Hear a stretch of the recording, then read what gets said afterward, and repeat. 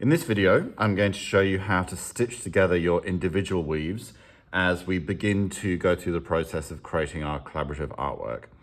So it's a fairly easy process, and what you will need is obviously a selection of weaves, and so I'm going to suggest you do it at your table groups or in groups of 4 or 5.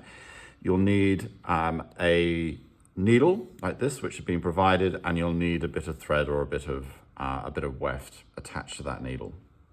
And what you're going to do is get your weaves, your individual weaves, you're going to put them together side by side, and you are literally very gently just going to stitch together upper side. So you can either do it up this side or you can do them sort of at the top or bottom. But we want to start building sort of quite a cohesive group. So rather than an individual strand going sort of lengthways, I would encourage you to do it as a more of a sort of a block.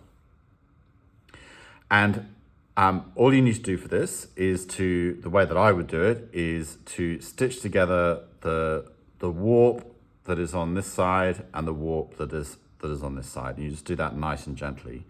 So I'm going to start at the back. I'm going to push it through. So this is sort of on the far side of the warp thread. I'm going to pull that through, leaving a little bit at the end here. And then I'm going to find the warp thread here. And I'm going to pull that through. Making sure that I leave this bit here just for a bit of security.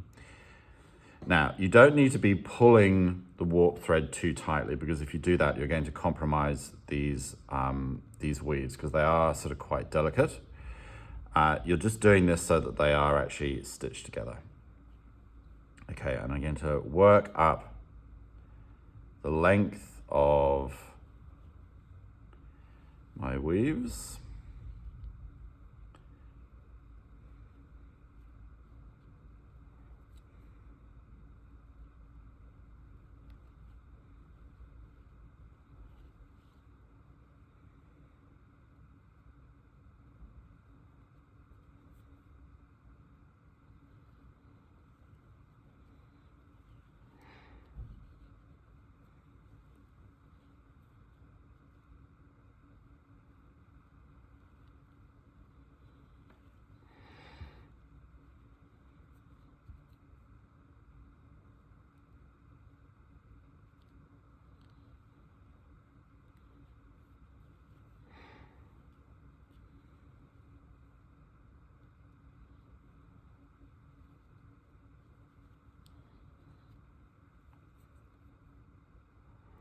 Now, the way that we've created these individually, they are going to be different versions of 15 centimeter squared weaves.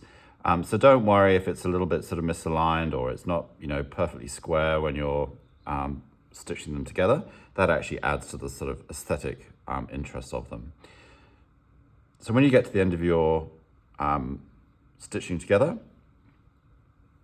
I would just tie it in a bit of a knot, just to make sure that it's nice and secure.